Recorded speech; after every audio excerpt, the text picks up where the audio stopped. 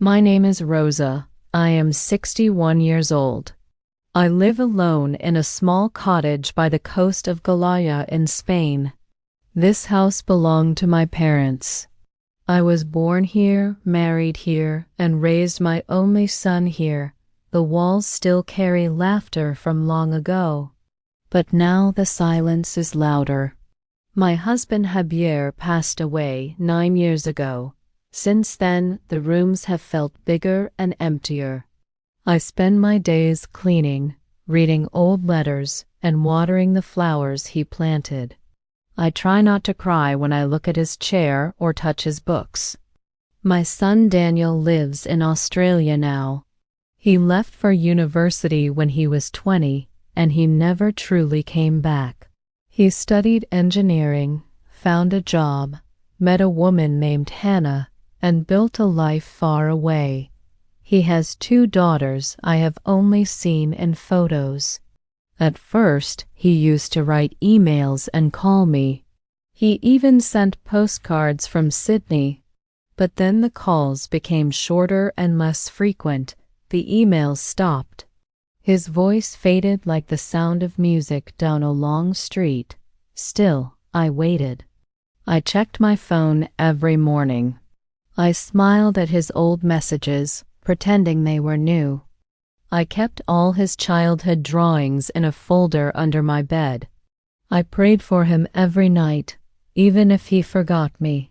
One afternoon, something strange happened. I heard a knock on the door. No one ever knocked on my door anymore. The mail was usually dropped into the box. Visitors. There were none. I opened it slowly and my heart jumped. It was Daniel. He stood there quietly with a suitcase beside him. He looked tired, thinner than before, with dark circles under his eyes. But when I saw his face, all I felt was joy. Without thinking, I pulled him into a hug. I could hardly believe he was really there. After all these years, my son had come back home. I made tea and brought out the almond biscuits I always kept for special days. He sat at the kitchen table, looking around at the familiar walls and old furniture. He said everything looked the same. I told him nothing had changed except that it had become quieter, slower, older. We didn't speak much at first. There was too much to say and too many feelings between the words. But when he finally started talking, I listened closely. He said he missed me and that life had been too busy. Work, family, the pressure to succeed. It had all kept him far away. I didn't want to blame him. I knew how life could be. But I had waited for so long, and his absence had left deep cracks in my heart. Then he told me something unexpected. He said he wanted to take me with him to Australia. He said I should not live alone anymore. He said his house had space and that his daughters wanted to meet their grandmother. He said I could have my own room, my own life, but surrounded by family. I didn't know what to say. I looked around the house, this house that held my whole life. Every chair, every cup, every picture on the wall had meaning. I couldn't imagine leaving it all behind. But at the same time, Daniel was my only child. I had dreamed of being close to him again. Was this the answer I had waited for? That night I lay in bed thinking. I remembered the day Javier and I brought Daniel home from the hospital. I remembered his small feet running across the same floor. I remembered the way he laughed when he was little. So much love had been shared here. Could I really leave it all behind? The next morning, Daniel looked serious. He said the house was old and far from help. He said it was time to sell it and move forward. He offered to help with everything. He said the money would be useful for the future, for my new life in Australia. I asked him if he was sure. He smiled and said this was the right thing for both of us. In the days that followed, I packed my things slowly.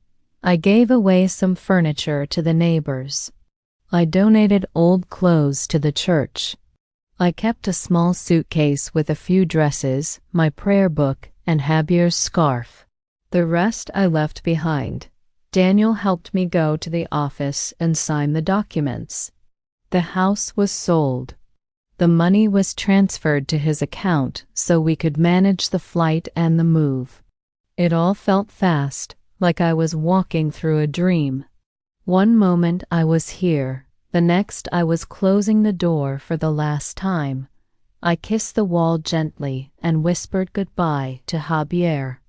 At the airport, I felt nervous and cold.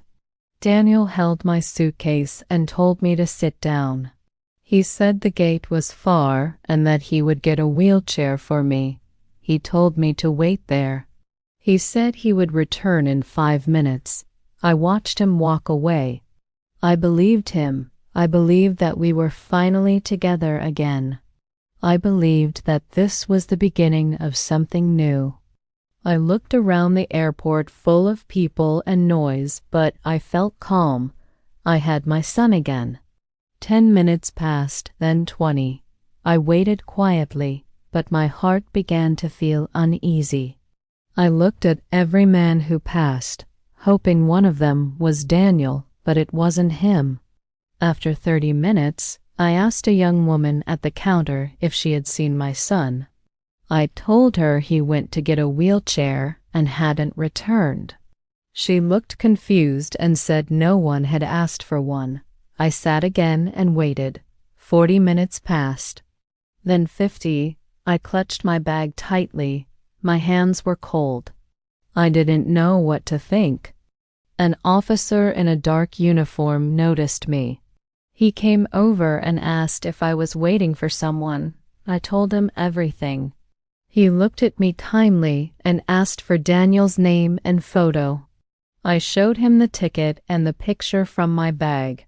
He said he would check something and asked me to wait. I nodded and sat still. My heart was beating faster now. I kept looking at the entrance, but I already knew the truth. The officer returned and sat beside me. He spoke gently, like someone delivering bad news. He said Daniel had already boarded the flight alone. I could not speak. I could not cry. I stared at the floor and held Javier's scarf to my chest. My son had left me behind. Before I share the rest of my story, I need to know, where are you listening from? Knowing someone hears me, understands me, gives me strength. The officer did not say much more after that. He just sat quietly beside me, his eyes watching my hands as they trembled in my lap. I couldn't lift my head.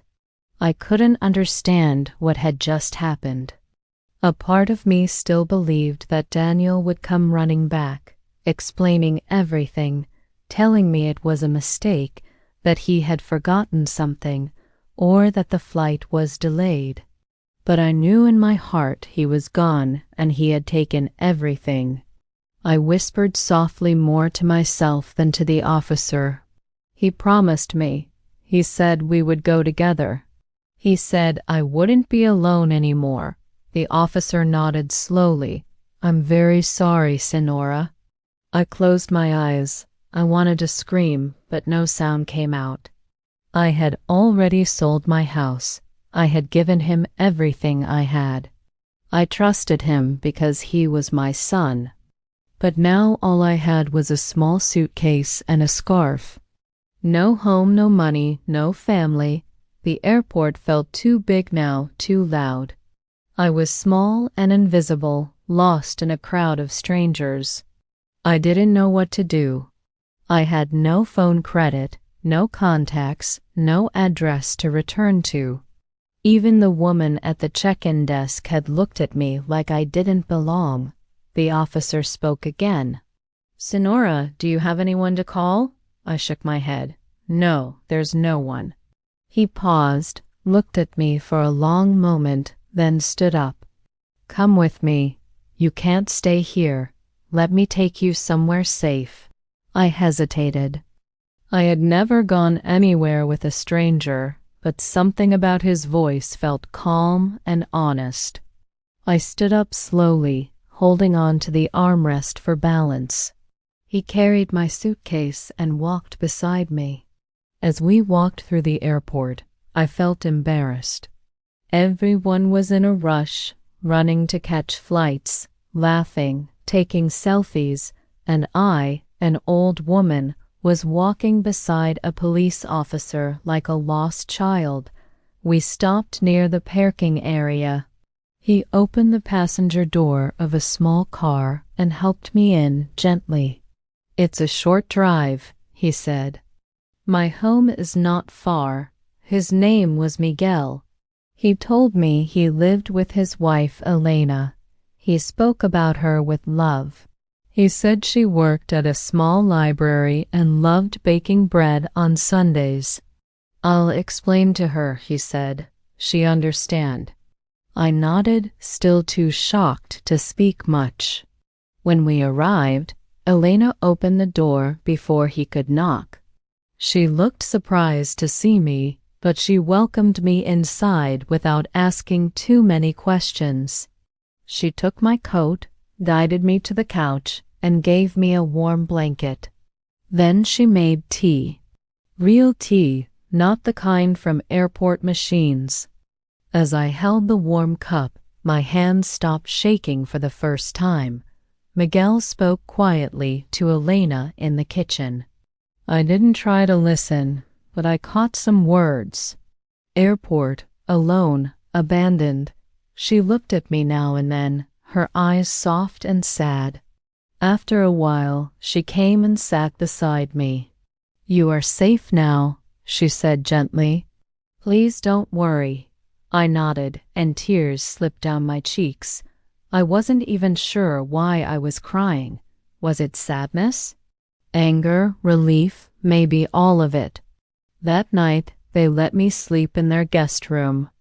Elena brought me clean towels and warm pajamas.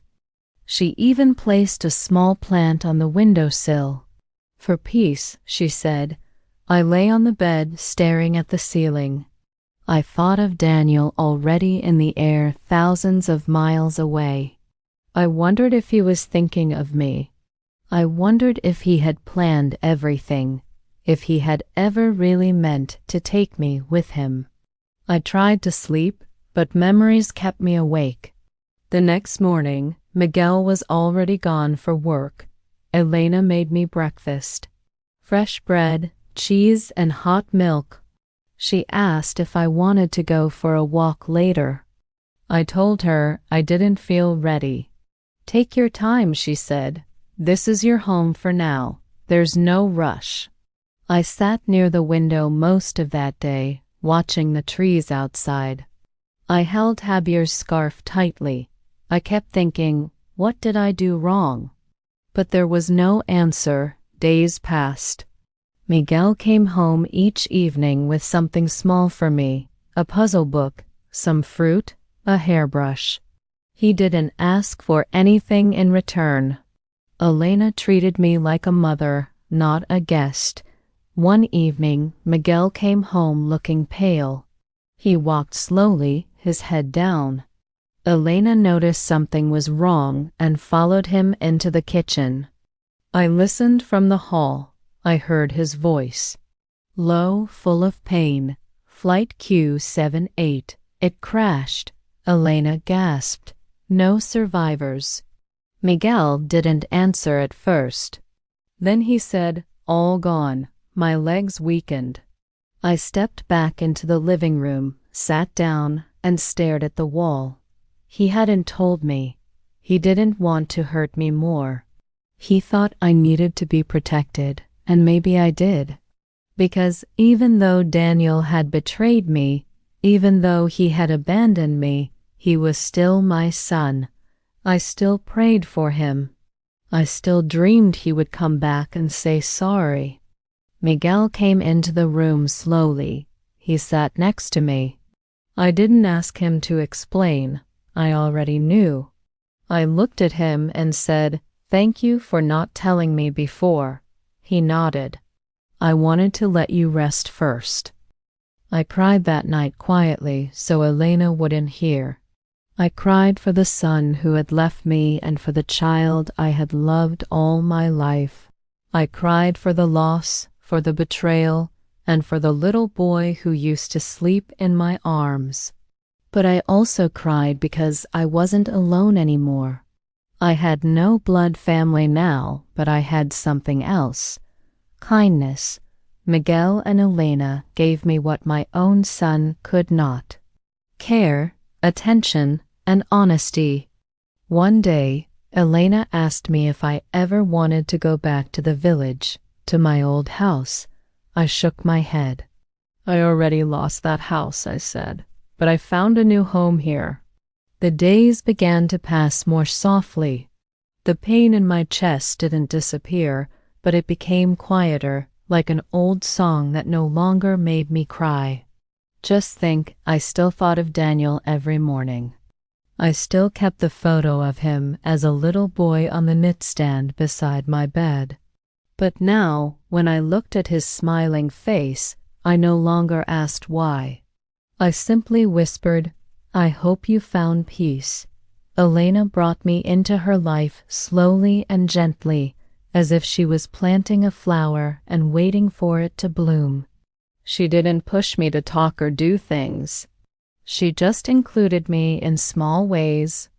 One morning, she asked if I could help her fold the laundry. Another day, she invited me to help with baking. She said her bread never rose the way her mother's did.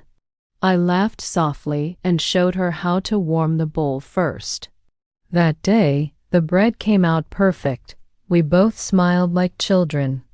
Miguel continued working long hours, but he always found time for me. He would bring home small things, a book of poems, a scarf with flowers like the ones in my old garden, or my favorite apricot jam. He didn't say much, but I could feel his heart in every little act. One night I told him, "You remind me of Javier." His eyes softened. "That's the best thing anyone's ever said to me," he replied. On Sundays, we all went to the park together. Elena packed a basket with sandwiches and apples, and I brought along a thermos of mint tea. We sat on a bench under the trees. I watched young families run around us. Children laughed, dogs barked, the world moved forward, and I, an old woman who had been forgotten, was sitting in the middle of it, not invisible, but seen. One evening, as we returned from the park, we passed a small community center. A sign was posted outside, "Volunteers needed." Help the elderly, teach a skill, share a story. Elena stopped and said, "You have so much to share, Rosa. Would you like to try?" I didn't answer right away. I wasn't sure anyone wanted to hear my stories, but something inside me. A small light flickered and said, "Maybe." The next week, I visited the center. It smelled like soup and paint. A woman named Carmen welcomed me with a hug. She asked if I could teach a small cooking class. Simple Spanish recipes, something easy and warm. I smiled. I know how to make lentil stew that will make them cry. Every Wednesday after that, I wore a clean apron and taught 5 older ladies and 2 young students how to chop onions without tears, how to cook rice that didn't stick, and how to fold the edges of an empanada just right. They called me Donna Rosa. I hadn't been called that in years. I shared stories, too, about Javier, about my garden, and yes, about Daniel. I didn't speak with anger. I told the truth, but gently. Some of them nodded with understanding. Others listened with wide eyes. One girl said, "You should write your life down." I laughed and said, "Who would want to read it?" but her words stayed with me. One morning, while I was walking to the market, I passed a bookshop. A notebook in the window caught my eye. It had a blue cover with white stars. I walked inside, picked it up, and bought it with the coins I had in my pocket. That night, I began to write. Not for anyone else, just for me. I wrote about my childhood, about falling in love with Javier, about holding Daniel's tiny hand for the first time. I wrote about waiting, about silence, about the moment I heard the knock on the door. I wrote about betrayal and about kindness, about losing a son and gaining something unexpected. Every time I finished a page, I felt lighter, like the pain was no longer locked inside my chest, but gently resting on paper where I could look at it, forgive it, and let it go. Miguel found the notebook once. I had left it on the table by accident. He didn't read it. He just placed a bookmark inside and said, "When you're ready to share it, I'd love to listen." Elena grew a small garden in their backyard. She said it reminded her of mine. She let me choose the seeds. I picked marigolds, lavender, and rosemary. She built a wooden bench for me beside it. I sat there every morning greeting the sun. One afternoon, Miguel brought home a small photo frame. Inside it was a picture of all three of us, me, Elena, and Miguel, sitting together on the park bench. Someone at the center had taken it during one of our picnics. Under the photo he had written in careful handwriting, "Our Rosa, our family." I cried when I saw it, not from sadness, but from something else, something that felt like healing. Time moved forward. A year passed, then another. I became part of this new world. People at the market knew my name. Children from the center hugged me when they saw me. My cooking class grew bigger. I taught more than recipes. I taught memory and care. Sometimes I still thought of Daniel. I dreamed of him, not as the man who left me, but as the boy who ran through the garden shouting, "Mama, look." I held that version of him close. It hurt less that way. One evening, as we sat around the dinner table, Elena said, "Do you ever think about what might have happened if Daniel hadn't left?" I thought for a long moment and then said, "If he hadn't left, I would never have come here. I would never have met you. I would never have known that family is not always made of blood, but of hearts." Miguel reached across the table and held my hand. And in that moment, I knew I had lost a son. But I had found something just as precious: love, dignity, and a home where I was wanted. Not everything that breaks us destroys us. Some things break us open so light can come in. If this story touched your heart, don't forget to like, comment, and share. More emotional and inspiring stories are coming soon.